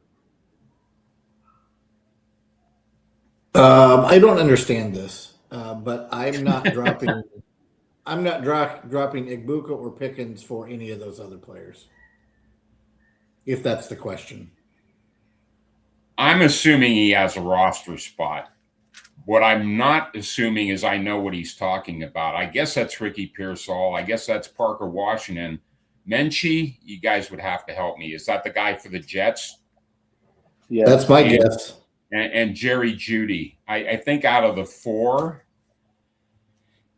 Washington's active today. I probably like Washington the best out of these 4, and I don't love any of them much. Judy's the guy that probably has the most upside, but I need to see more out of Shadir Sanders and their passing offense before I pass over a guy on an offense with a beating heart. So out of the four, I would take Parker Washington. Yeah, I'm not really sure what's going on here either. Of the four, I would lean Parker as well. But if you make it next week, and are you starting him at Denver? Probably Yeah, not. exactly. So I think if you're just looking at potential, a stash with potential, it's probably going to be Pearsall, even though he hasn't really done anything. Week. Sorry to cut you off, Derek. The only thing I'm confident of in this whole message is that this is for next week. And Pickens is spelled correctly. Right. He's on a bye this week. So I think, let's assume he has a spot one or another, dropping somebody or whatever. It doesn't matter. There's a spot to pick up. These are the four guys he thinks is best available, or they think is best available. I want to make sure we're looking ahead to next week, or just kind of in general. So, Derek, you're correct in like next week's space, but so we don't have to worry about this week. Yeah, so that takes him out of it. It's going to be Pearsall for me, because if you're looking at the two final week, I know he hasn't done anything, and he might just sit on the bench. But if you're looking at potential or just a stash, I mean, they've got Indianapolis, which are very, very low ranked against wide receivers, and then Chicago in week 17, who are very friendly to wide receivers as well. So if it's going to be just a stash and hope, it's going to be Pearsall. Oh God, I know Shadir blew up last week. That was fun to watch. He's got Chicago this week, and then Buffalo and Pittsburgh. So I don't trust Judy there. Yeah, I'm with you. These are just, I want to believe there's somebody else available that you could pick up instead as a flex, even a tight end. I don't know. If it's only these guys, I'm going to go Ricky P as well. And I'm not confident, but I know the other three are not a good option personally for next week. Even if you have a bye, I mean, that's awesome this week. Enjoy it while you can. But next week it's back to, every week for itself. So I'll take Pearsall, just hoping that he gets a spark a little bit, and it could be anybody in that offense. So I'll take Ricky P, I guess. Thanks, Mike. I think we answered this one. It was one that Dave alluded to that he had seen. You're right. Yep. Okay. Thank you. I'll start one. Shadir, Brissett, McCarthy.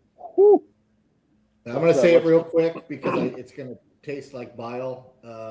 This is awful. The answer should be McCarthy against Dallas, but I'm going to go Brissett with volume. But it should be McCarthy. There's no way I'm starting J.J. McCarthy against anybody. He could be playing the blind Little Sisters of the Poor high school, and I'd probably bet on the blind people. So it's going to be Brissett for me as well. I think Sanders has got a pretty good matchup this week. The problem is, for me, it's at Soldier Field, and it's going to be very cold. So I'm going to go with Brissett. I don't think Sanders is really going to be affected too much by the cold. He played at Colorado and he's been at Cleveland all year, but I'm going to go with Brissett. Yeah, I agree with David. It's not McCarthy here, so I'm just trying to decide, which one between Sanders and Brissett, which one do I want to risk my fantasy season on? What a decision to make! Wow, Houston is. If there was one defense you don't want to face, it's Houston right now, and I know Brissett's been a pretty good play lately, but boy, that matchup is just terrible. I think I would have to lean Sanders, to be honest with you, and the reason being, I expect Chicago to win, and I suspect them to win pretty handily. So Cleveland should be playing from behind, and I think Fannin is a great play today, again for that reason. So I hate to say it, but I would hate to put my fantasy season on the line with this, but I'm going to have to go Sanders. Houston. For the record, that's the third Shadur mentioned so far. Nobody had that on their bingo card. Dave mentioned him once, I mentioned him once, and now Derek has actually selected him. I think we may be going off the rails. Yeah, I'm not. I'm going to end that right now. Let's see. The Texans are, in fact, number one against, like, in a bad way. They are the best, meaning the worst matchup in fantasy against quarterbacks, giving up 12 fantasy points. Against Justin Herbert, they gave up 5. Against Josh Allen, they gave up 8. Who else is on here? Against Lamar Jackson, 1. I think he got hurt in that game. Baker Mayfield had 23 on him somehow, and Stafford had 15 early in the season, but they have corrected all of that.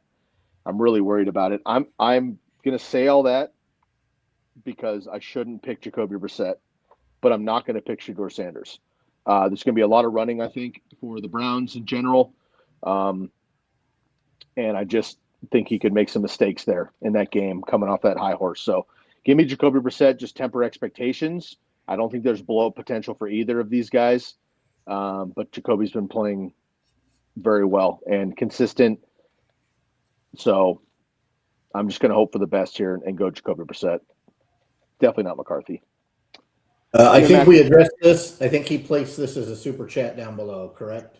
Same person. Yeah, it's J-Mac 1336. Okay, so, all right, Scott, we got 15 minutes. You're in charge. I love it. Let's get it. Robert, good morning and congratulations on your numerous crushes. Yeah, well done. So that means he's surrendered in it means he's surrendered in Razzball. So it's been nice hosting you, Bob. Yeah, thank you, Bob. Appreciate you. Good morning, gentlemen. All right. Steven, good morning. Need some help here. We got 1 running back and 2 flex spots in full PPR. Devin Neal, Addison, Dowdle, Hall, excuse me. Kenneth Walker and McConkey. Well, I'm going Devin Neal, and I'm going Ladd McConkey, and I am going Dowdle in a coin flip with Breece Hall. Yeah, Neal is going to be one of my guys. I just don't want any part of the Vikings offense. I like Dowdle. I think Dowdle is going to be one of my other flexes. And, wow. I think I'm going to go with Breece Hall over Walker and McConkey. It's going to be Neal, Dowdle, and Breece Hall for me. Yeah, Neal, Dowdle, and Hall for me as well.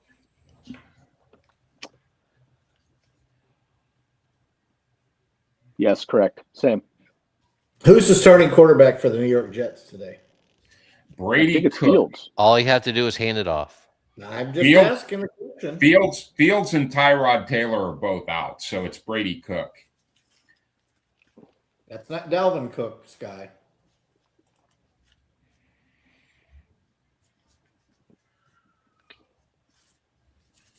There we go. Good morning. Back down, Riney. Nice to see you, buddy. Good luck. I got to fill in the flex spot here. Nico, AJB, and Josh Jacobs. Nice roster. Yeah, I would say so. For me, it's Nico and anytime touchdown Nico today as well.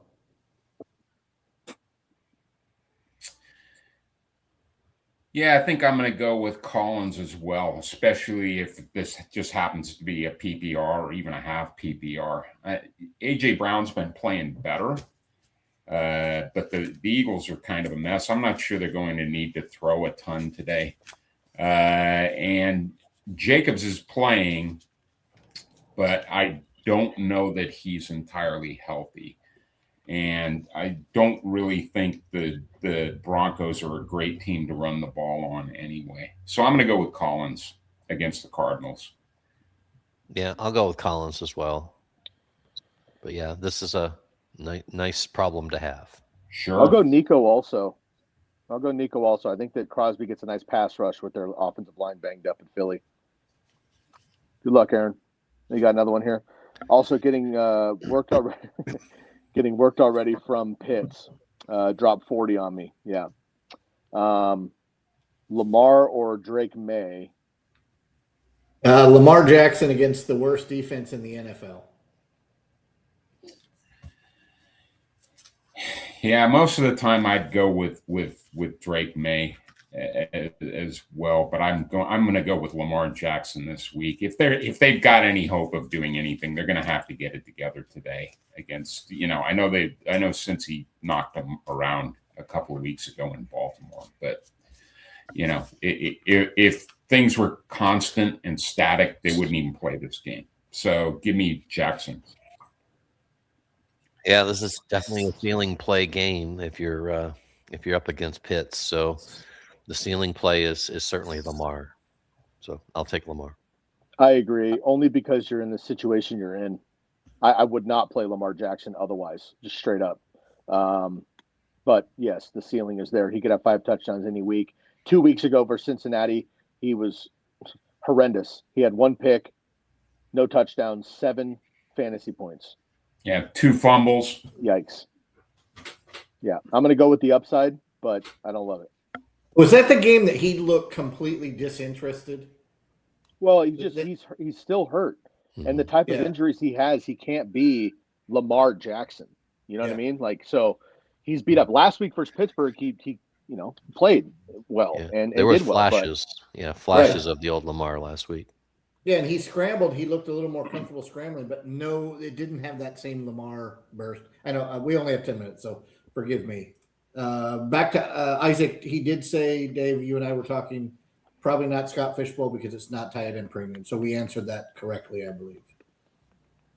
That was when we were talking about Harold Fannin. I remember. Awesome. Bijan did good last week. Good this week, so I'm happy about that. Yeah, okay. I need to fill in a running back. So you got Bijan versus Pitts. I like that. Fill in a running back 2 slot here in a flex, Achane, Javonte, and Breece Hall. I'm not sitting Achane. If he's playing for me.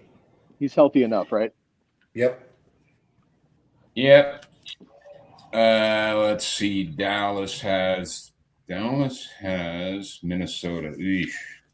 I'm going to go with Achane and Breece Hall. I just don't like the matchup for Javonte Williams. Yeah, same for me. Achane's a must start, and I'll go with Breece Hall for the flex. Is he asking to start 2 running backs or the running back? Running back and a flex. I think it's a running back 2. Yep. Yeah. I missed it. I'm with you guys. Yeah. I'm going with Breece Hall as my second. If he's got Achane as his running back 2, he's in pretty good shape. Yeah. Agreed. I'm with Dave and Derek. I Breece Hall as my second player. Purely for what Dave said. Not against Minnesota. I'm not starting Javonte. Yeah, he's got Bijan that went already anyway. So I'm going to give Achane as well. Also, nice humble flex with the roster. Epic fail. Good morning. Just in time. Not sure if my Shuck versus Bryce Young question went through earlier. It's okay. We got you now. Also, PPR Jennings and a Dunze. Quarterback, wide receiver. Is it the Saints and Carolina today? Yeah, they're playing each other. Oh boy, the better team is Carolina. Give me Shuck to run, and give me Jennings because the weather is better, and we don't love a Dunze. Yeah, for me, Bryce Young is a good play as a touch. He's better play as a touchdown maker than a yardage maker. I'm going to go with Shuck as well. I think it's probably going to be a decent game for Devin Neal, but Shuck's going to need to do something, and he ran in 2 touchdowns last week. So I'm going to take Shuck, Jennings, and a Dunze. It's going to be remotely not completely frigid here this afternoon. So I'm not crazy about either guy, but I'm going to go with Jennings. Dunze just hasn't shown me anything in weeks. I'm with you guys on the quarterback. In week 10 versus New Orleans, Young scored 6.8 fantasy points on 124 yards passing and an interception. And we've already talked about New Orleans actually being a pretty good defense. So I don't think this changes too much here. So I'm definitely going to go away from Young in that one. For the other one, it's coin flip for me. I like the situation better for Jennings, but I actually think the Bears are going to score some points. So I would roll the dice on the Dunze for me. I know he was out last week and he hasn't been doing a lot, but I'm just not sure that we've said it before that the Niners need to really throw the ball that much. So I'm going with Odunze. I'll be the odd man out on this one. I'm gonna go Shuck, and I'm gonna go Dunze too. Unfortunately, Matt Pickens. I can't reply on my phone. Pickens. Let's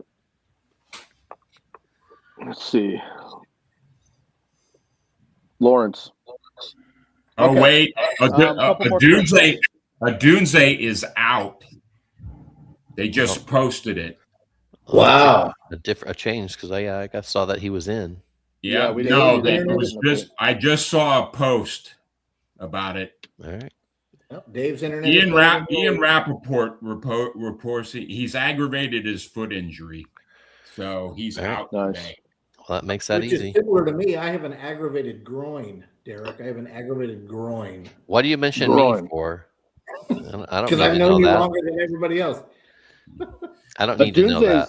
That's really rough. Be that aggravated, Matt. Your laptop's still constantly still. So on another subject. Yeah, that's really rough. So first of all, we have 5 more minutes. So how many questions do we have left? We'll get through those. But unfortunately on Sleeper, which I just made the move, Dave, thank you. Rome Odunze. You said Odunze was out? Yeah. Ian Rappaport. So Odunze is Ian Rappaport still active says he on Sleeper. Aggravated. Now Schefter's saying the same thing. So okay, Sleeper's got to make that move in 2 seconds because he's still active. I just took him out. That's wild. Yikes. Okay, and that game kicks off in 5 minutes. All right, a couple more questions here. Minimize it. Let's just get some names. Epic fail, pick 2. Debo, Shakir, Hampton, Hall, and Sutton. I am going Hall and Sutton. I will go. I think I'm going to go Hall and Hampton. I'm going to go Hampton and Debo. Jesus. This is a mess. Brees Hall is going to get to work, and I'm going to go Hampton.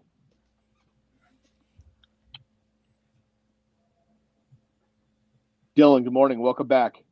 We'll have some fun with you next week. Made the playoffs in the Dynasty League. Congratulations.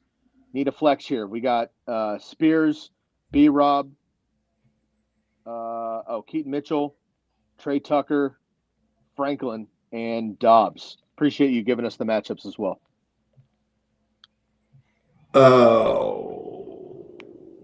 Green Bay doesn't give much over the top. They don't give up a lot of huge plays. Give me Dobbs and what could be one of those Dobbs 4 catches, 2 touchdown games. Give me Dobbs. And that's not a homer pick. It's I don't know who Surtain's going to cover, and neither do the Denver Broncos. So give me Dobbs. I don't love it. We've been talking about the 49ers all day, and one thing that I would consider is, frankly, if they get far enough ahead, they may take McCaffrey out of the game. So I'm actually going to go with Brian Robinson here. Wow. I'm not really sure what to make of any of these matchups. I don't have any reason to think that they're going to go away from Pollard, but I mean, if I'm looking at the matchups, it's going to be Spears over the other ones, but I don't love it.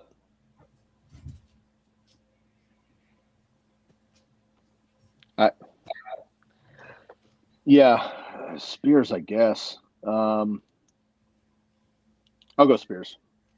All right, 2 minutes. Okay. I was trying to decide between, Mitchell, Booty, Dobbs, and Odunze. Leaning Odunze.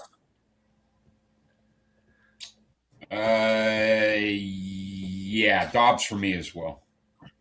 Butte for me. Booty as well. 2-2. Sorry, Bob. Another one here, Razzball redraft against Jefferson. I need a wide receiver 3 between Franklin, Worthy, and Moore. Franklin. Yeah, I'm going to go with Franklin. I've been seeing Franklin's workload decline. I'm going to go DJ Moore. I'm going to go Worthy. So Franklin gets 2 votes. Yeah. Franklin's Pat Bryant's been getting the starts at wide receiver 2, but he's out today. PPR, pick 2, Watson, Likely, Singletary, Slayton. Also have Likely at the tight end spot who can sit Warren. Watson and Singletary. I'm going to go Likely and Watson. Yeah, I want Likely in there. He's got to play. So I'll go Likely and Watson as well. Same. And that's about game time. Andrews or Theo Johnson, we did this earlier. I'm rooting for Singletary, but I'm probably going to play Watson instead. Ferguson's hurt. Ferguson, he's questionable, but I'm going to go Andrews against the Bengals. Sorry, Matt. Nope, same. Andrews for me. Yep, same. Yo, we need 2 10 a.m. games have locked on the programs, but we'll answer a couple more for the afternoon here. Flex and tight end, Harvey, Henderson, Genty and Judkins, Watson, Pittman. Basically, the whole lineup here. So we need to pick two running backs and a flex and a tight end. Harvey, Henderson, Watson, Fannin. It's going to be Judkins, Henderson, Watson, and Fannin as well. Yeah, I'll go with Dave. Same as Dave. Harvey, Judkins, and Watson. All right, Sky, that's it. Run us out of here. The next Woo! It happen, everybody. Playoffs. Best of luck in Week 15. Congratulations for making it this far in the playoffs. Those of you with the humble brag on a bye, enjoy it, but do not sleep. Go work your waiver wire. Pay attention to injuries. Watch the games. Enjoy your day off. But next week it starts all over again. We will be back with you all fantasy playoff season long, all NFL playoff season long, and the off season. Find everything at football.razzball.com. All of our great articles and tools available for you for free. Razzball NFL on the Xbox. For Matt, for Dave, for Derek, and for Jeff, I am your host, Sky Guasco. Best of luck in Week 15. We'll see you next week for the semis. Playoff?